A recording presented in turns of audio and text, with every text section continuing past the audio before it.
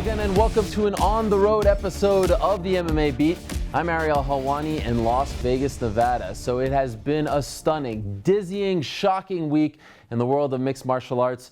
We're here in Las Vegas for UFC 197, but we just had to do a beat because there is a heck of a lot to discuss. So let's get right into it. That man is Luke Thomas of SiriusXM and MMAfighting.com. That is an MMA Beat newbie, making his MMA Beat debut, superstar Sean Al-Shadi, joining us for the first time. Yes. Well, thank you, sir. It is great to have you here. Long time coming. Looking forward to your insight. And of course, that is Esther Lin, the very best photojournalist in the entire world when it comes to mixed martial arts, boxing, combat sports, whatever. She's back on the beat as well. Great to have her here. Thank you, Esther. All right, guys. So this morning, we talked about the Conor McGregor statement that came out. We had a quick reaction to it. Since then, we've all talked to fighters, managers, coaches, everyone in the fight game. Everyone's talking about it. Again, we're here for 197, but the Conor McGregor versus the UFC story is 100% the story of the week. So from your perspective, I know you just wrapped up your radio show on SiriusXM. What's the temperature of the MMA community right now? Yeah, again, there's a question of sample size, right? I only talked to the people who were here. My sense was it was pretty favorable to Conor. Now, did I happen to get fighters and managers and coaches that already lean that way, and that was who trafficked through our studios? I don't know, but like I talked to Kevin Lee, and he was like, I think Conor's got a point. And Mokikawa, he's obviously got a lot of things to say, but I think he was making some good points. Now look, it is clear in reading the online reactions that there are a lot of people, including many of the loyal Irish, who think Conor is not deserving of the treatment that he's asking for, the accommodations that he's asking for. So that should be noted as well. But I definitely feel like, sure, opinion is split. But in terms of the fighters that I was able to speak to today, in terms of the managers, and again, the people who are sort of that core backbone of the MMA community, they definitely feel like one way or the other, whether they're going to break ranks with everyone and join Conor's cause, I don't know. But at least ideologically, they granted some sympathy to him. What do you think? I would agree on a certain level. We had a chance to talk to Jon Jones and Demetrious Johnson today.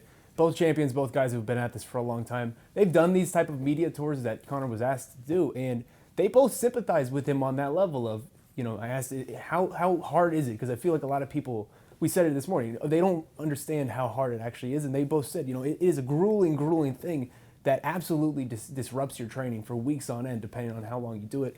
And then even when you get back, it takes a while to get back into the swing of things, reacclimate your body, everything like that.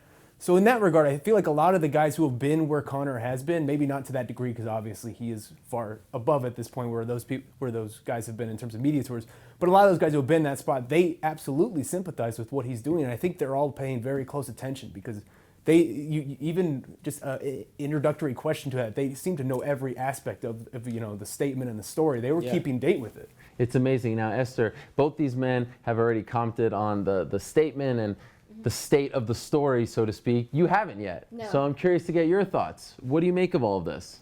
Well, I think we talked about this last year with Conor. He said that he was one day, it was going to be McGregor Productions, co-promoting with the UFC. And this is it, right? This is the beginning of that. And I keep thinking about that now that this is going on. And I'm waiting for the UFC they're not going to, but they probably won't back down, and McGregor Promotions is not going to happen. But I keep hoping that we're going to move towards that, because I think fighters are now, yesterday the tone was very different. Yeah. And once Conor released his statement, everyone kind of oh, okay. And even Cejudo kind of changed what he had said. So Pretty substantially. Yes. Yeah. So I think people are going back and realizing that you're right, I do deserve to be paid for the amount of time I spend promoting the fight, because I'm not the promoter.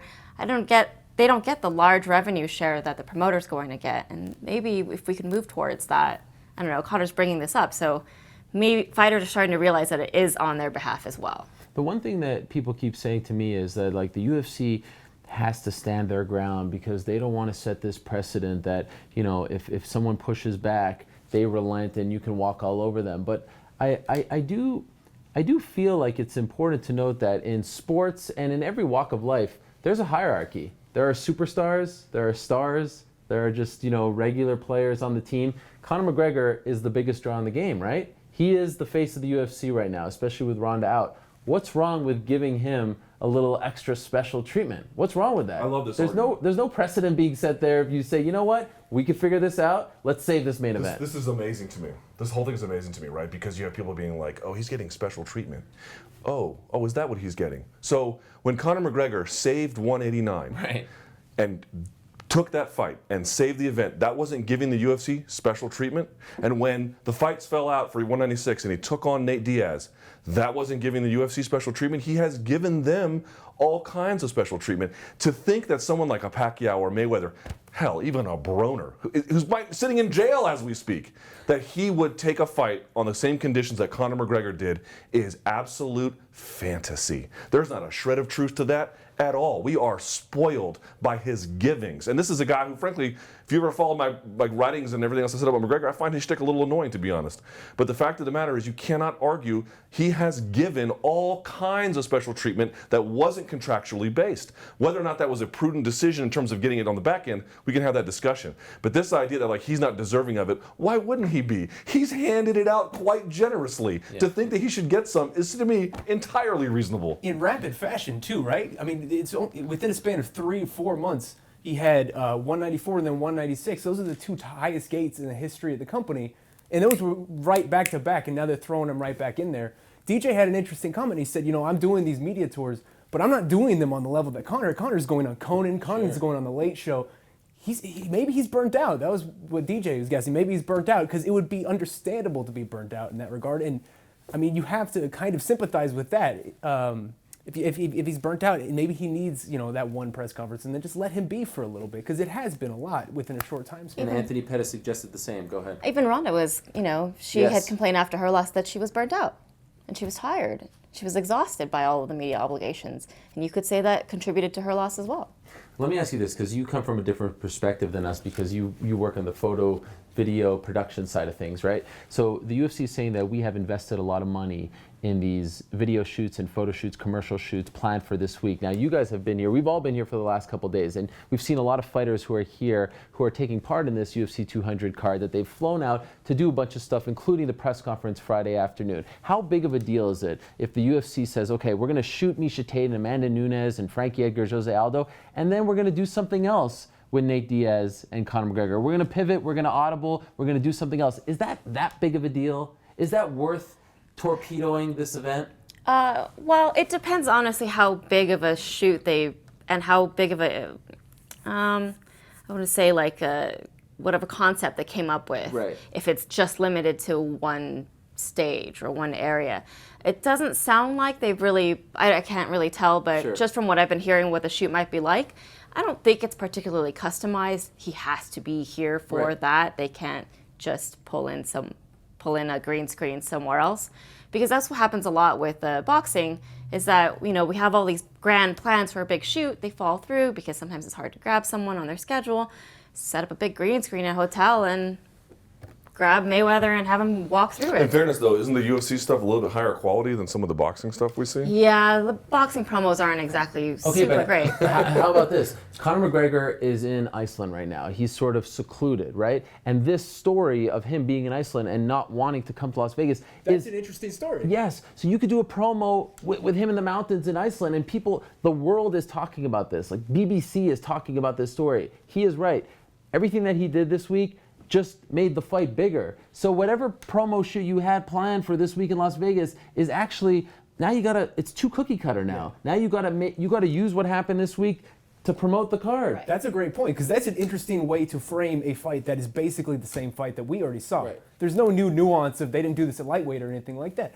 Like you said, that is a perfect way to frame some level of just change that happened. Look at Conor now. He's no longer this, really guy who's so high up on his high horse. He's isolating himself in the mountains and in training. That's a different story. That's a whole new look at the guy. Yeah, there's an opportunity to get some beautiful shots of Iceland right now. I mean, it's a gorgeous country. Why not send your team out there and do something? I mean, it's a set of Game of Thrones, so I mean, you should be able to find something amazing to look at. But then you lose the act of compliance. Then you lose Conor McGregor saying uncle, which is, I think, what they want. They want him to be able to say publicly, okay, you're right, I'll do it. You know, I think ultimately there is that they put such a valuable prize on guys and ladies, the fighters, the talent, whatever you want to call them, complying. Compliance is a big deal for them. And I understand, look, his contract, we should talk about that. It does require some level of promotion. Now, you can argue about what that entails. We've never actually tested the limits of it. What does it mean to promote? Does it mean to not go to Vegas but go to New York? Maybe that's what it means. We don't really know. But to me, you know, going to Iceland is accommodating him. It's accommodating his rebellious streak. And I don't think they are in the business of accommodating rebellious streaks. And again, it's important to note that, you know, this was brought up yesterday.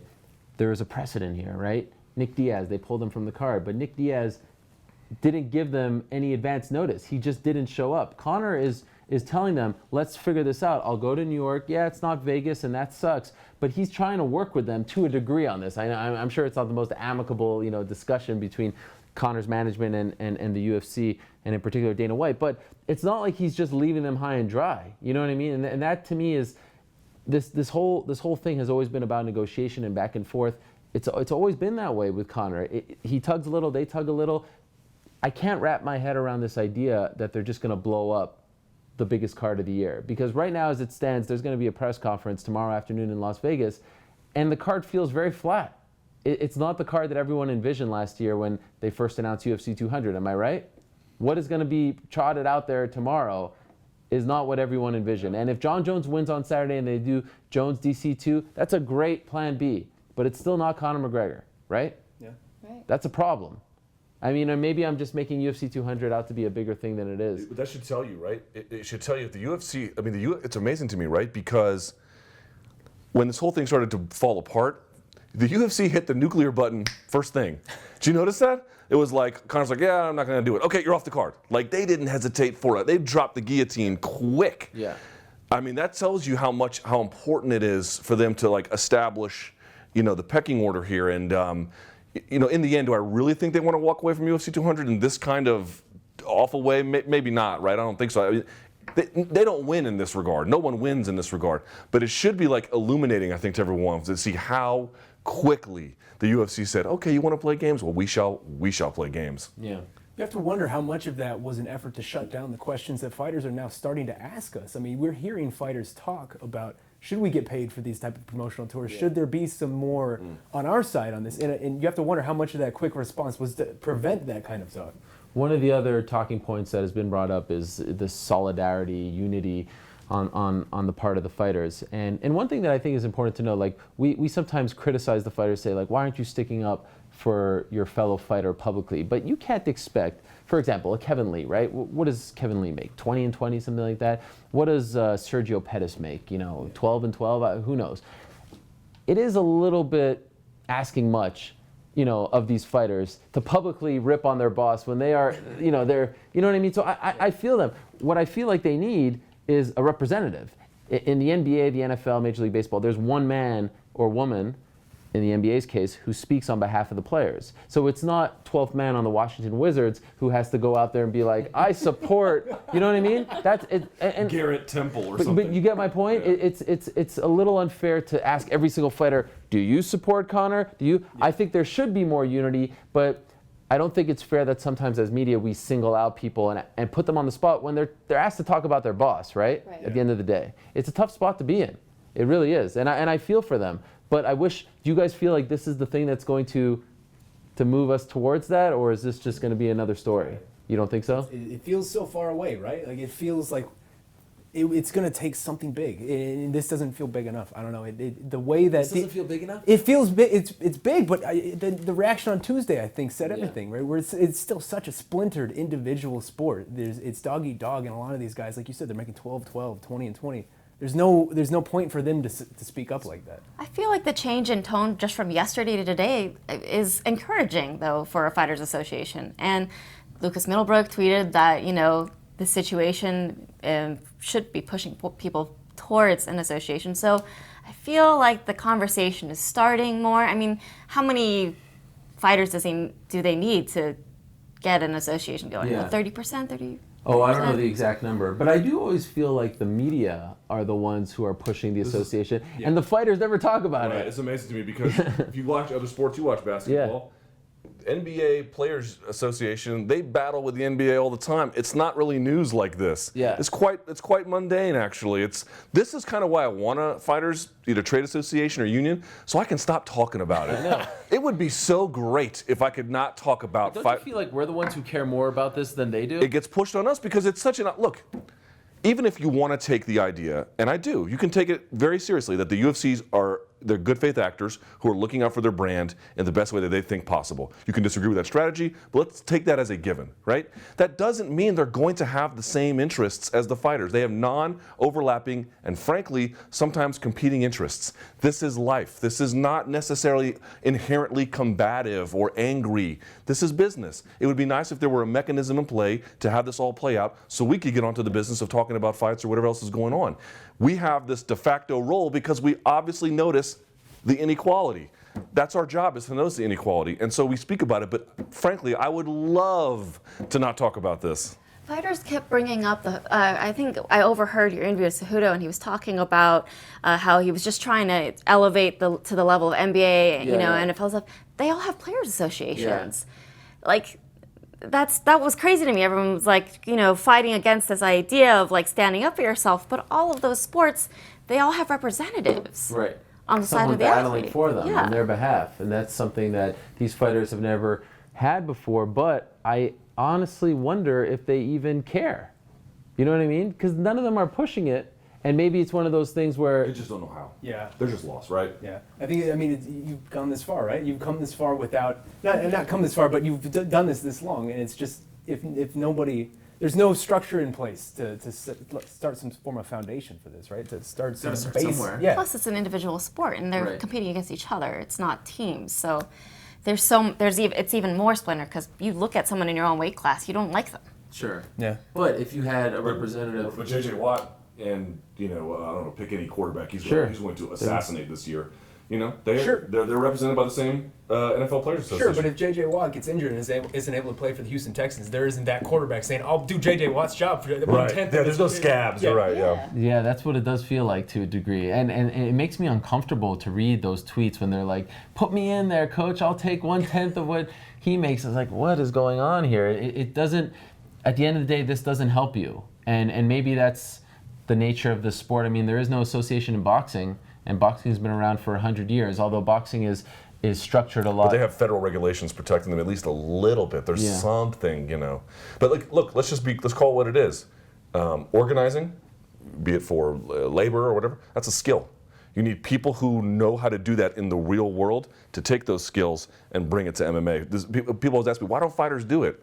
I don't know. Why don't fighters build a rocket ship to the moon? Right. It's like asking the same question. They don't know how to do it. Okay, so as we sit here Thursday afternoon, Nate Diaz, who, like I said, is the other side of this equation, has not talked publicly about any of this.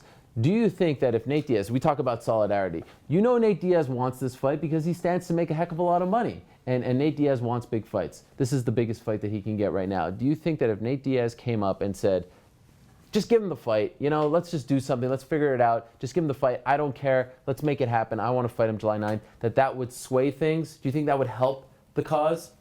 I think it would certainly help the cause. I mean, even one tweet, right? We've already seen the power of one tweet. Nate he doesn't have that kind of equivalent base, but he has a big following. I think even anything from him would kind of, move that needle a little bit more towards the idea of let's keep this on as opposed to doing TBD versus TBA, which is what this is right now.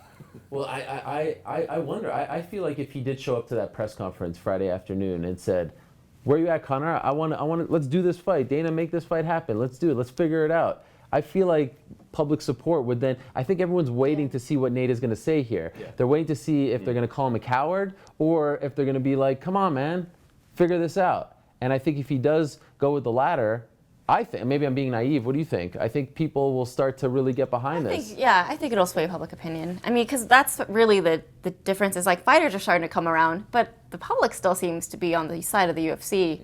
You think so? A little bit. Yeah. I don't know, maybe just the vocal public. I don't know. I feel like Conor's getting a lot of support. Yeah, I think it's. I'm sorry. Oh, sorry. When we posted we posted a photo of John Kavanaugh, his quote today, like, "What do you guys think? Right. Should we have fights or press conferences?" Most of the comments said fight. Sure. We would rather have the fight. Although that is it's not a fair question No. because you need both, right? I mean, that's part of this game. Right. To a degree, that's why Conor is so popular, because of his behavior in press conferences. And that's one thing that's been interesting about watching this develop is that was a fight that people were relatively lukewarm towards, right? Now it seems like almost everybody wants to see that fight, especially, I don't know, even more so than before.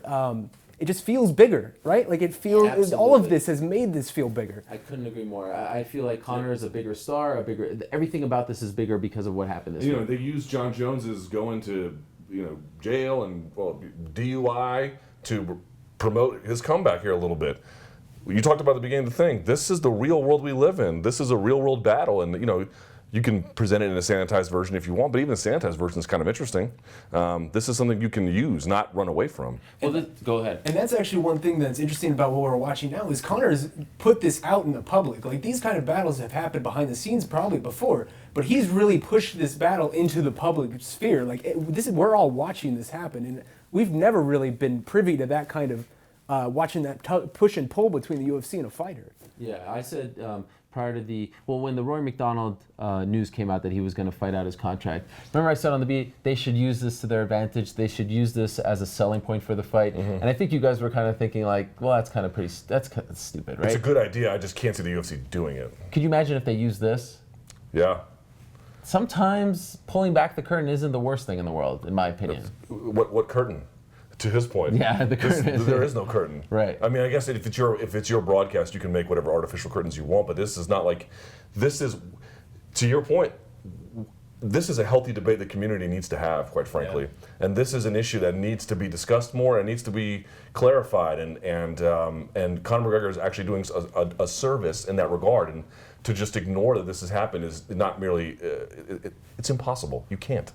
You're gonna love this. What was Stone Cold Steve Austin versus Vince McMahon built on? It was built on the struggle between the employer and the boss, the promoter and the wrestler. That's what it was built on. That's what this is. Everyone gets behind that. Everyone can relate to that sort of thing. Yeah. Everyone goes to a 9-to-5 job and gets annoyed at their boss from time to time, and sometimes they want to say, you know what, I don't want to do that right now. And that's what Conor's saying right now. And people can relate to that sort of thing. They really can. You wake up this morning, you turn on ESPN, Conor McGregor is the top story, and it's.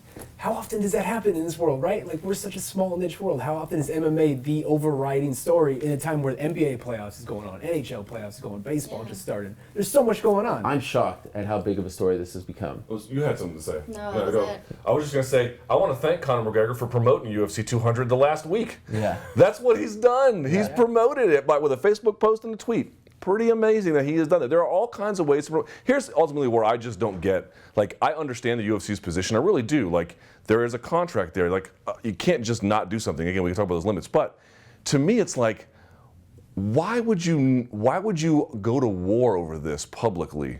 Why isn't accommodation the order of the day, given how beneficial that would be over this public squabbling? Like, again, we mentioned before, well, let's get the compliance, but it's also driving this conversation in a direction, again, maybe the public will side with the UFC. They typically do, to be quite frank, but I don't know. It's just it's a bizarre choice. It's such a binary. Either you do it or you don't do it on the terms that we deem relevant, and if you don't, there are costs associated with it.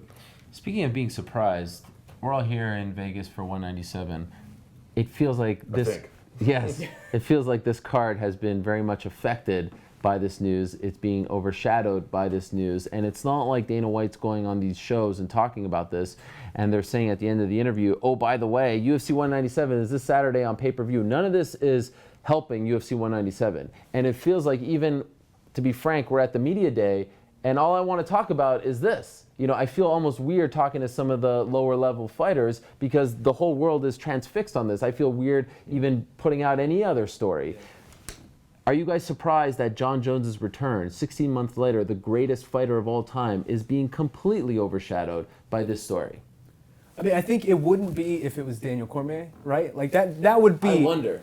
And you got to wonder how big this story would be if him and Daniel were doing their thing, going back and forth all week. I feel like that would kind of eclipse it a little bit, at least minimize it a little bit. But they're not, and OSP isn't a big talker. I don't know what the odds are, but they're probably outrageous, right? And we kind of assume that we already know what's going to happen with that, and same with DJ. I mean, it seems like the outcomes are already predetermined on this one. Obviously, they're not, but I feel like that's opened up a door to just make this whole week UFC 200 week, as opposed to what it actually is, which is the top 2 pound fighters in the world fighting. Yeah, it is the return of the greatest ever. You know what would be interesting to me is if Cormier was here, I really think that would change the dynamics, because if you saw Cormier on UFC tonight, he took the UFC side in this one. I mean, I don't want to speak for him, but he seemed to say that, like, Conor can't do stuff like this.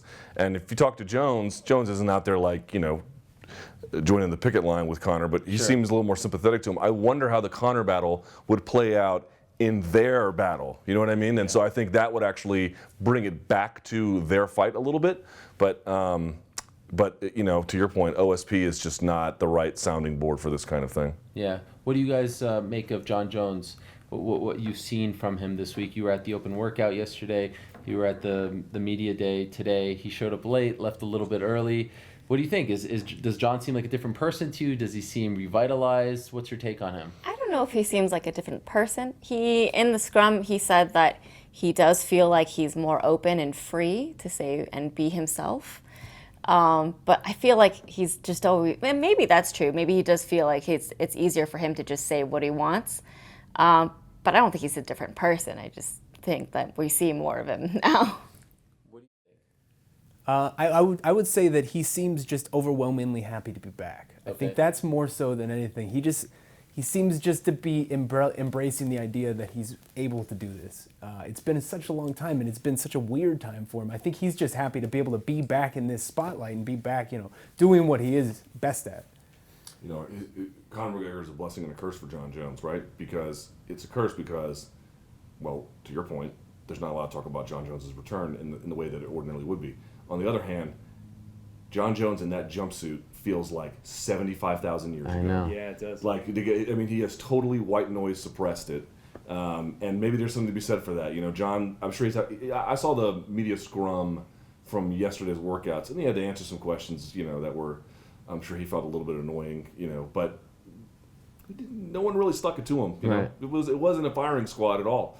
And so I think he's probably like, I can live with this. This ain't so bad, So not that much help in terms of promoting, but a lot of help in terms of not covering all the negative stuff. I feel like this is something Esther will appreciate, and it's completely irrelevant, but it's bothering me. Let's bring it up. I wish he would cut his hair a little bit. It just seems like he kind of, you know what I mean? It's just like you know what I mean? No, I do not know what you mean. You didn't look at this at all? Jon Jones with the sweet fade and the beard and all that, when he looks all clean, it's clear he hasn't had a haircut in a while. You've seen this, right? I'm not the only one who pays attention. I have a weird infatuation with haircuts and things like that. He doesn't have the weird evil facial hair he sometimes dons. Yeah. Like the Tyron Woodley beard? No, sometimes I can't remember what it was. He had like kind of the mustache and like the little goatee thing going on for a while that was like kind of like a villain. Yeah, I know what you're talking about. Yeah, and I'm glad he's not doing that anymore. Fair enough. Mark my words though. Saturday he'll look different. He'll have the fade, he'll look good, he'll have the beard. It's a big difference. It just feels like I wanted to see, I don't know. I just saw it and I was like, Jon, can we line this up? Can we fix this up for a second? Maybe he doesn't want to unveil that until the fight day. Maybe. Just kind of something like he wants to look different. He wants OSB to look across the cage and see someone he hasn't been looking at all week. That is a smart take. What is wrong with you? Yeah, I don't know why. I don't know. It's a weird thing because it's the first thing I noticed when I saw him. Really? Absolutely. I swear to God, I noticed his beard because, well, look at me. I noticed he like combs it up a little bit, and that tilted me a little bit. But the hair, I didn't even notice. Well, that right there is a fascinating, observation on your part. I did not notice that. Look at This is maybe the best convo we've had on the beat. We just spent 3 minutes. Yeah. Look at the beard around his chin. He combs it up. Up. I've never seen that guy. Villainy. Yeah, you're right. You noticed it too. Yes. You did. Yeah, combing it up. He's got like this Wild Wild West steampunk Will Smith beard. I can't quite explain it. See, I told you. I guess I'm the weird one. Never mind. There you go. I didn't go that far, by the way, for the record. I feel like this fight after Saturday is a blessing in disguise for the UFC. Not only because Cormier and Jones main event 200, they need a main event. It's a good plan B, but also I feel like if Jon Jones rolls, I envision a Brandon Vera, Jon Jones kind of fight playing out, if you get what I'm saying. And if Jon Jones looks like that, and and cuts his hair. He will look fantastic on Saturday, and then I think there will be even more interest in the rematch. You know what I mean? Because we'll have new stuff to think about, you know what I mean? Also, I mean, it's been a long time since Jon Jones has faced this kind of opponent, right? Yeah. Like, he's been facing these top guys in the world for X number of years. Maybe, I mean, Chael is probably the last time Jon's had a real fight where he can just look really, really good. Although, I mean, we are playing with fire or the UFC is playing with fire a little bit, because one OSP left hand takes out Jon Jones just randomly. What are we left with for UFC 200? We're left with virtually nothing. Well, that's a great point. What do you think they're going to do, Esther? That's really, what, if OSP wins? Yes. Shit, I don't know. The MMA gods love chaos, right? I know, right? Who would It's have weird to expected? expect that. Yeah, that's been Jon's mark of greatness has been rendering. Avoiding that chaos. I've been turning MMA into a little bit predictable, you know. And again, I say that, and who knows what's going to happen as a consequence. But you're right. Like, obviously, if that happens, it is a thing. But that just tells you their confidence about Jon Jones. You know, like I suspect they don't think OSP has much of a opportunity to do It does sort of feel though like that's the only. What about you know people about close to St. Pierre? What about a UFC 200 thing for him? I don't think it's going to happen. Not in time? I'm not sure if you heard him on the MMA Hour this week. Man, I tried, man. Come on. First of all, he said there are 3 things that he loves. I don't know if you saw Yes, that. the dinosaurs, the women, and you. Of course. And the woman, violence of the octagon. Yeah. But he really seemed keen on the idea of fighting at MSG. And of course, this was a day before the whole Conor McGregor thing happened, but that seemed to be the big event that he wants for his comeback. 200 is not that far away at this point. I feel like Jones Cormier is the only suitable plan B, and if that doesn't happen, I don't know what they got for a main event. Wow. If it's not, you know what I mean? So in a weird way, Conor's best bet to salvage this whole thing is if Jon Jones loses, right? His leveraging power goes up pretty substantially at that point, yeah. Could you imagine? And because you don't have GSP, probably you don't have Nick Diaz, who's another big draw because his suspension is up in August. You don't have, I don't think you'll get Nate Diaz. I don't think Robbie Lawler versus Tyron Woodley is something that fans will feel like replaces this. So the state of 200 to me is a fascinating story that we will have to follow. Do you guys, is there anything, and we'll get to the preview tomorrow for UFC 197, so I'll ask you, Esther, is there anything outside of the top 2 fights that you're really looking forward to as far as 197 is concerned? I thought the Pettis-Barboza face-off today was really intense, and you could feel the tension and energy, and I was like, oh, this is going to be great. Yeah. It's flown under the radar, right? Yeah. Pettis, I mean, you spoke to him. Yeah. Looks kind of different, has an edge He has to an him. edge to him, man. He has an edge to him that we haven't. I don't think I've ever seen him have this kind of edge. And I mean, he's been training 3 weeks at Jackson's with Jones and Donald Cerrone and BJ Penn and Holly Holman, just all of these amazing athletes. You got to wonder. Seems like he's really happy with it. I had Duke Rufus on my show. Okay. And I asked him about that. And his answer was, look, they wanted Anthony to get some new looks and feel fresh. And I was like, what went wrong, against Alvarez or, in some of his more recent losses? And his answer was basically like, not merely that they were trying to turn him into something that he wasn't, but they were trying to let's cover up your mistakes rather than let's accentuate your strengths. And they said in this camp, they were like, what is it you think you're great at? Let's get better at that. Let's just make that as high intensity, high octane as we can. And it looks, you can feel, to your point, I saw your photos. We put them up on MMAfighting.com. Check them out. You can see he feels like his sword is sharpened. Like there is another level of ferocity that he can move to. So I completely co-sign with Esther. I think that fight's going to be tremendo. Okay, so let's segue here. Let's go from Anthony Pettis to a man who knows Anthony Pettis very well, Benson Henderson. Benson Henderson is finally making his Bellator debut on Friday night on Spike. He'll be fighting Andrei Koreshkov for the Bellator welterweight title. And you talk about stories that are sort of flying under the radar. This one is, unfortunately, as well. If Jon Jones and his return is flying under the radar, what's happening to Benson Henderson? I am very curious. I always feel like, have you guys noticed when someone leaves the UFC, something crazy happens to them? You know what I mean? Like very, very rarely does someone sign with someone else after leaving the UFC and goes on a huge, amazingly successful run, and the UFC is left regretting, the decision to let this fighter go. You know what I'm talking about? Tim Sylvia. Tim Sylvia comes to mind. Yeah, I mean there are many. So I'm really curious to see, how Benson Henderson looks in his Bellator debut. Do you feel like this is not getting the attention that it deserves? Because he is kind of a pioneer in his own right for the whole free agency movement. Sure, I mean he's kind of the leader of the free agency movement. Yeah. He's the one guy who really tests the waters on a big winning streak and found some success. He got a big deal with Bellator. Of course, it's flying under the radar. I mean, we just spent the past however many minutes talking about Conor. We spent this whole week talking about Conor. But I think once Benson fights, after the fight they'll probably resume some kind of talk. But I mean, right now it seems like the whole world's not focused on it. I mean, he has the opportunity to be the first person to hold a Yes. Bellator, Yeah. UFC, and a WC belt, right? It's a huge deal. So, That is. I mean, that is flying under the radar, and that's kind of sad. But also, I mean, that just tells you how big and enormous this story is, that we're just kind of like, Do you feel like- Connor's just kind of washing right Has over it a Bellator, little in bit. your opinion, done a good enough job in letting the world know that one of the very best fighters in the world is debuting for them on Friday? I don't know. Could they have done more?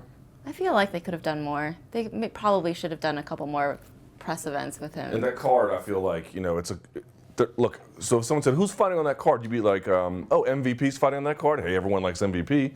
Benson Henderson, I mean, that's usually appointment viewing. And Brendan Ward is Donk Donkerson, but he goes out there and he slings, I mean, he's a gorilla out there, so he's fun to watch, right? You can go down the line. Patricio Freire's on the card, right? But all their opponents, you're like, not much to that. Koreshkov's a good fighter, but he should probably, I suspect, okay, I don't know what's going to happen, but in all likelihood, Henderson will beat him. But the difference with Henderson, to your point, is that like Henderson is not Rory McDonald. Like Rory McDonald would really be if he left. But Phil Davis went to Bellator. Phil Davis rolled on fools, and I feel like Benson Henderson, he makes errors maybe against the very, very top guys, but he's a really complete fighter. I feel like he's really different than a lot of the guys who have left the UFC, who had these like glaring weaknesses. Like Phil Davis left the UFC because, I think management was like, he's boring. That doesn't mean he's bad, and I feel like. But I do take umbrage, sorry to interrupt, when people compare Phil Davis and Benson Henderson, two completely different stories. I just mean as talents. Sure, but Just in the cage. But it like I saw a graphic. I think it was it was one of the major shows. Maybe it was This ESPN. story always bugs you. It bothers me. Phil Davis story. Yeah, well, Josh Thompson too. Yeah. Those guys aren't pioneers. Those guys they were not offered contracts. Phil Davis was essentially said, thanks but no thanks, and came off a loss. Josh Thompson came off But of to your multiple point, the UFC losses. just let him walk, right? Yeah. Okay, but Benson Henderson when he came- walked to Bellator, he ran over people. Fair enough. Yeah. That's sort of what I mean, and I feel like, look, anything can happen. We've all watched too much MMA to ever say anything. Sure. Won't, but I feel like Benson Henderson is about as close as it gets to a sure thing in this one. I feel like more people, and maybe I'm just naive here, more people would be into this fight if it was Benson Henderson versus Will Brooks. I think part of the problem here is that not a lot of people care about Andrei Koreshkov, right? Talk to Ben Askren. He's got lots of positive things to say. Does he? No, Oh. Askren beat him within an inch of his life. Okay, yes, of course. Yeah, I mean, and that's probably the reason why that division has suffered as a result. Right. And that's a great segue, Luke, because Will Brooks is about to become a free agent. He just deleted his Twitter. He's kind of fallen off the face of the earth. They're not promoting him. I feel like we're going, headed towards a divorce here between them, and they're going to make the same mistake that they made with the welterweight division. Now, they're getting lucky with Benson coming over to validate that division, but if they let Will Brooks go, and we'll get to the Kimbo James Thompson stuff here in a second, what is Bellator? If they're letting go of champions, That's a good question. you know what I mean? The sport entertainment thing is a fascinating debate, but if you're letting go of champions and you're booking the Kimbos and the Thompsons and the Dada 5000s, Strikeforce cut Jake Shields, didn't they? he was a free agent. Was he? Yeah. But they didn't like aggressively try to re-sign him, did they? No, but it was very clear that you remember that. Yeah. When he was arm in arm with him. Yeah. You know what I'm saying? Yeah. So, they're facing a very interesting dilemma here. I don't know. I don't know how you guys feel. Will Brooks just isn't happy there, and that's not a secret. You talk to Bellator staff; they feel it, they know it. I don't think anyone thinks less of him as a fighter. If you don't want to be there, is it in your interest to make him want to be there? I don't know. You don't think that would sort of it affects the division. To me, it affects the way I look at the division. When the champion leaves, and it's kind of like my issue with vacating a title. You know what I mean? It always feels like everyone's playing for that, that number two. If you don't beat the champ and you just become a champion because the title has been vacated, it doesn't feel prestigious to me. Do you get what I'm saying? Yeah, I mean, I can see where you're going with that. And I think it's just that I don't know. I mean, it's Scott Coker trying to tailor a champion into what he actually wants, as opposed to, who's there. I mean, Will Brooks is a great fighter. He's probably a top 10 lightweight in the world. but he's not the type of action fighter that Scott Coker historically has liked. Right. And so I think it's just them trying to tailor their own champion into, I'm sure they would like Michael Chandler to be that guy or Josh Thompson to be that guy. But then at some point, if you keep trying to control this, it doesn't feel like sport anymore. You worked for Elite XC, right? Back in the day when it was Kimbo, James Thompson. You were there. Were you cage side? I was cage side. Oh my gosh. Did you get any of the blood from the year on you? No, it got on the photographer next to me, Dave Mandel from Sherdog. Lucky guy. Very deserving. I'm glad Dave got washed with that. So what's your reaction to this news that they're going to do it again 8 years later? It was a bad fight the first time. Yeah. So I'm not that excited. Aren't all Kimbo fights bad fights? Yeah, they are bad, right? Okay, but so there's a few things. funny. There's a few things to unpack here. First of all, this whole Texas Commission thing. He's given a 90-day suspension for PED use. Is it on? Kudos to Todd Grisham of ESPN for asking these questions to Coker when he was on SportsCenter. But is it on Bellator to punish him a little more? Should they have done more? Or should they just say, because Coker said we're regulated by the government, and that sounds so tone deaf to me. That's something that the UFC was saying 3 years ago, and it didn't fly then, and it certainly doesn't fly now, and he's using that same line. We hold Bellator to a different standard, and I don't know whether it's fair or not. It's probably not fair at this point, especially it's something in this case where it's so egregious. Kimbo popped for how many different substances at this point, and his only statement about it was just, we kind of need our vitamins, our sold guys, and maybe somebody did something with it, maybe somebody mixed up Ken's. Like, that's not a real statement, man. Like, you got to actually address this. Yeah. And nothing ever addressed it. They just kind of swept it up and kept going. And if that happened in the UFC, we would be talking about it for week after week after week until we got some level of resolution. Like, we wouldn't just allow that to be swept under the rug. Imagine in 2016 if Dana White said we're regulated by the government. People For a wouldn't. 90-day steroid suspension. People wouldn't stand for that, right? It doesn't fly. Texas Commission is notorious. People may not. I always talk about this. Pacquiao was supposed to fight Margarito in New York. New York was like, we're not giving Margarito a license. So they said, okay, off to Texas we go, yay! And then of course Margarito just got bludgeoned in that fight. So literally like Bob Arum commission shopped. I'm not saying. I have no evidence that Bellator did that. I'm just saying this is a place where people who do commission shop go to. So that's something to consider. But I'm of two minds of this. On the one hand, it's like, the 90-day thing is just such a punchline. On the other hand, it's like, what is Kimbo, man? Yeah, right. I mean, it's like, if you've seen him did you see him get on the scales at the Ken Shamrock fight? The dude is borderline infirm. He's just sort of like moseying along. I'm not making this up. If you guys know I'm not wrong about this. And to your point, like, what was that fight? I'm not agreeing with it. I think the point is, like, we talked off the air about this. Here's what I am willing to say, because I'm sort of split on the whole thing. I think the honeymoon phase for the Scott Coker taking over Bellator, that's over. The honeymoon's over. Like, there needs to be a level of scrutiny. And I really think that as tragic as it may be, tragic things sometimes produce good things. So, but the death of João Carvalho, there was a week there where I was like, man, this guy almost died in Bellator. Two of the guys who are, headliner co-main event, popped for steroids. There's going to be no consequence to this. And then João Carvalho passed. And then Coker's like, we're going to go back to, they did the show in Italy, but we're going to go to July, we're going to go to London. And I felt like all of a sudden people were like, well, who's going to regulate you over there? There was a little bit more attention paid to him. And I don't know if it was directly tied to the death. Maybe it's just my imagination. But I do feel like there are kid gloves a little bit with Bellator, and they need to come off. I think the UFC doesn't want to regulate itself. I mean, Mark Ratner openly says this. Yeah. But when they have to, Mark Ratner is one of the most respected men in combat sports history. So at least they are trying to do things by the book.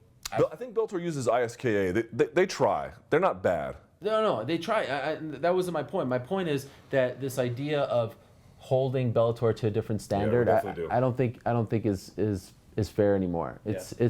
They're on, they're owned by Viacom. It's on Spike TV. Their ratings are good. The one other thing that I find to be very interesting is this fight is going to air on tape via tape delay. So does a Kimbo fight mean as much when it's aired via tape delay? You know what I mean? Because Kimbo is their ratings guy, right?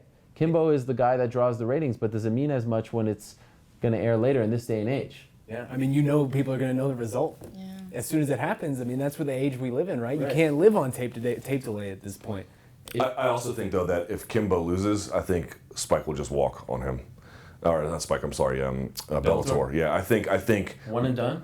My guess is, I can't say this with any kind of confirmation, no one's told me this, but for just the feeling I get, that after Kimbo loses, they'll be like, we appreciate all the great headlining action, but I think we're done here. Isn't it funny that he's actually stepping up in competition here? Which is why I think that point needs to be considered. He's going from Dowdett to James Thompson. Okay, let's move along.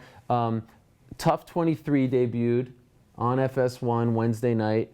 You watched it? I did. What'd you think of it?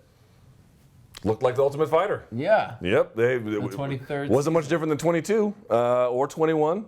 Why did you watch it? Because I feel like in the past you haven't watched it. I had insomnia in my room. I swear to God. It was on? And it was on. So I got in my hotel room and I turned the TV on and there was boxing. It was like Steve Cunningham versus someone I can't remember now. And then I looked at my guide. It was like, let me see if I can find Fox Sports 1. And it was like Ultimate Fighter on. I was like, oh, great, I'll put this on. It was like right at 10:30 local time here. So I was like, oh, okay, I put it on. And then, it's the Ultimate Fighter. It's what it is. The only thing I'll say is there was a couple of bright moments I had, and we talked to him today. Khalil Roundtree out there hurting people real bad. That was awesome. Soccer kicks. So look, and you know what? I will say this about the Ultimate Fighter's defense. I talked to Khalil Roundtree, and I had Jamie Moyle on my show today, and I was like, for a woman, I can understand because there's so few opportunities. Why would you do Ultimate Fighter? That makes sense. But I asked Khalil, why would you do it? He's like, look. I got into MMA because I watched The Ultimate Fighter, and I feel like this is my fastest way to get into the UFC.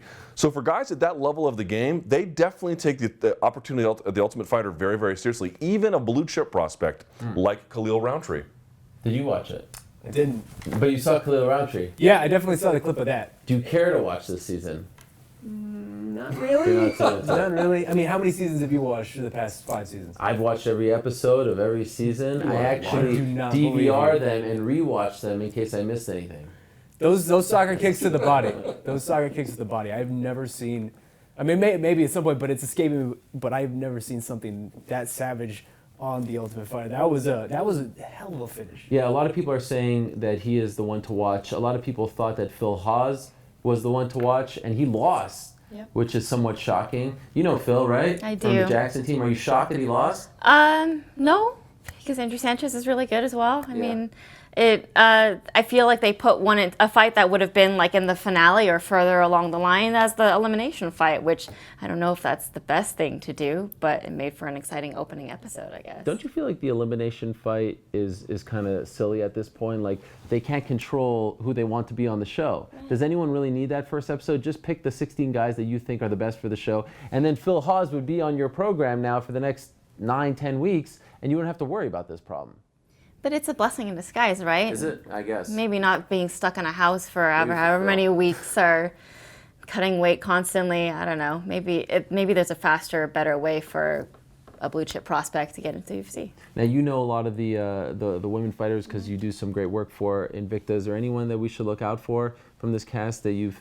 Well, I was really excited about Jamie Moyle and JJ Aldrich. So those were the two that I thought would do really well on the show. I thought Jody was going to win her elimination fight, but she didn't. So that was a bad decision, but still, even then. Is this the sort of thing that's bad for Invicta? Because they're taking some of their blue chip prospects away. Yeah, when I heard that they were trying out for the show, I was pretty bummed. Yeah. Just because I love having Jamie Moyle and JJ Aldrich around. They were great fighters. But at the same time, I mean, I ran into Jamie Moyle today when she was doing her show, and she's like, I'm going to take every opportunity I can to push Invicta and tell everybody about how She mentioned it on my show. How that got me where I was going and stuff. So, I mean, I don't know. It's more exposure, but at the same time, it sucks to have, all your top prospects get poached out of your favorite division. You watched the episode, as you said, Luke, and I know they don't get featured as much, but Joanna Claudia, this is somewhat of a gamble as well. 2 foreign fighters, 2 female coaches. It's different. It's something they haven't done in the past when you consider those 2 factors. Do you feel like it will help those 2 fighters, A, and B, is this a good mix? Is this a good idea on the UFC's part? It's not a bad one. Jamie Moyle was saying Jan Jacek was one of the better coaches she's ever had since she started training. She was saying some of her coaches know some of her weaknesses and not let them slide, but they don't get on her about all the time. She said Jan Jacek was ruthless about any imperfection, fixing it, and that really sort of told her a lot about what championship fighters do. And I asked her about what's it going to be like when what the drama. And she was like, first couple weeks it was cool, got a little old after that. But what she did say was that like the battling between those two was unequivocally real. Like it is an unbelievable rivalry between those two. That's good for TV. It's good for women's MMA. It's good for MMA generally. You know, how much of an impact is it going to have on the Ultimate Fighter? I don't know, but it's not something I would ever criticize.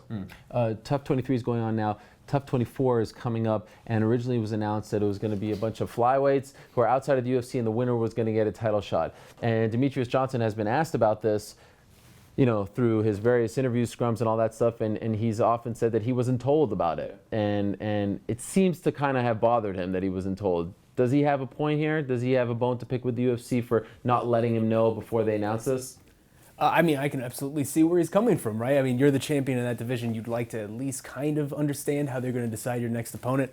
But isn't this par for the course? I mean, how many times do we find out about guys hearing they got released on Twitter, or hearing their opponent fell out on Twitter? I mean, this is kind of what we see in general going from the UFC when it comes to these type of decisions. It doesn't seem like there's a lot of phone calls made in regards to that. And since then, they've canceled the tryouts, so we don't really know what's going on with this show. But it was interesting last week in Tampa Bay, John Dodson was saying, hey, Demetrious, what's your problem? Like, why don't you like this idea? They're going to take all the champions from different organizations, which seems like a tough task, if you ask me. Like, why are all these organizations just going to let their champions go away? But anyway, and you don't want to fight these guys?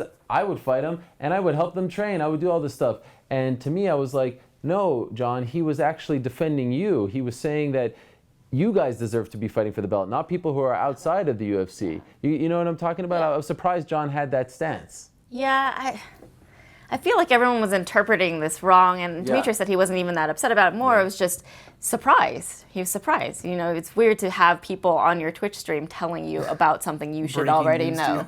Yeah. I mean, that wasn't, and I think Demetrious is also, he was saying, just like, well, no, I mean, there's all these other people in my division. We asked him at the luncheon on Monday, like, who deserves the shot? And he's like, well, anybody you guys think deserves it, I'll fight. That's fine. Yeah. You know? It is interesting, though, if he gets by Cejudo, who's there? Like, who's the next guy? I feel like he's sort of resigned to his fate a little bit. If you listen to his interviews, he's like, look, man. That is exactly what he does. Right? That is exactly what he's just like, I'm not here just to beat people up. I'll keep training. I want to get better. And he seems genuinely motivated about his own self-improvement. But like whoever's across the octagon is whoever's across the octagon. He seems. Do you wish you would care a little more? I like Demetrious. He's such a good guy. Yeah. It'd be cool if he was, but like, I don't know, man. You gotta let people just live their life how they want to live it. And if that's just what he wants to do, I'm kind of okay with it, you know. He is who he is. Yeah, I mean, could a different champion be different? In 10 years, are we going to have another flyweight Conor McGregor or something? That'd be awesome. But DJ wants to be DJ. I kind of get it at this point. Okay. Let's end on this. Last Friday, UFC announced that RDA will defend his title against Eddie Alvarez on Fight Pass, which is very interesting. Is this the right opponent for RDA? And is this the right move to put it on Fight Pass? What do you think, Esther? Well, I guess they needed a main event for something on that Thursday night of UFC 200 week. I'm fascinated by their move to putting bigger fights on Fight Pass, and I think it's a good move for the future of the company or whatever, but I don't know how Fox Sports feels about it. That seems like a weird thing because like the UFC on Fox cards have been slowly kind of degrading over the years, and they are not getting better, and this is something that could easily be a really strong main event for UFC on Fox, but it's on Fight Pass. And FS1 has a card the next night that's headlined by Joanna versus Claudia. These two guys, you know, fighting in a more glamorous division, if you will. What do you make of the decision? I mean, it's not ultra surprising. I like the idea of doing title fight that week because I mean last year they did the 3 events in a row and it was kind of prospects, contenders, and title fight, and that was fun. So I'm interested to see how this plays out. Honestly though, man, like we just saw Khabib compete, and just even though against Daryl Horcher, like you could tell he is that dude still. Like he is the guy in that division. And I kind of almost wish they would have held off a little bit and just, you know, scheduled him versus RDA a month or two down the road, whatever Ramadan he get done and he can get some time to get in. But I mean, I don't have any problems with it. It's a great fight. Eddie deserves it. I mean, a win over Anthony Pettis is a big deal. I love it. with one caveat. So here's why I love it. I think it's a good fight. Eddie Alvarez beat the former Strikeforce champ, beat the former UFC champ. He was the Bellator champ. He could become the UFC champ. I think Eddie Alvarez has a quietly interesting story in the UFC lightweight division. Really like what he's putting together. That's fun. RDA, it's a good fight. He's a legitimate contender, and Alvarez is, so I think it's fine. I like it on Fight Pass because I think Fight Pass, in this could be a few years, I think it's going to be the predominant vehicle for UFC broadcasts. They're always going to be on pay-per-view because that's just the way things are going to go for a while. Maybe there'll be internet pay-per-view, but you get the idea, like paying for one event or something. But the only caveat I have is that, and people are like, well, does this degrade the title? Look, if Fight Pass is to ever be anything, it has to be something, and it's not going to happen by accident. But if you're a title holder and a title contender in a main event, and you have in your contract pay-per-view points, but they put you on Fight Pass, they should pay you extra to be on Fight Pass. They should give you a stipend. They should double your money. Something. There should be some kind of compensation for putting you on a platform that is important and growing, but let's be honest, not there yet. And I don't think that those guys I don't suspect they're getting that. If they did that, I would have almost no problem with it at all. I love it for two reasons, because I know we don't give, lifetime achievement awards, but Eddie Alvarez has been through some stuff throughout his career. Yeah. He deserves it, much like I feel Michael Bisping deserves a title shot at this point. And I loved what he said, earlier this week. I'd fight him in a parking lot. I couldn't care less about where this fight airs. I just want a shot at the UFC belt, and you got to respect that as well. But you do bring up a great point. Perhaps if there was someone fighting for their... I wish we can stop talking about it. Yes, perhaps. On that note, we say goodbye. Thank you so much for watching our on-the-road edition of the MMA Beat. Like we said, we are here in Vegas for UFC 197, but we are also keeping our finger on this Conor McGregor UFC 200 pulse. The story may change by the time this is posted. We hope not, but this thing continues to evolve, and it has been fascinating to cover up until this point. So stick around, a lot more coverage. For now, we say goodbye. That is Luke, that is Sean, that is Esther, I am Ariel. We'll see you soon. Appreciate your time.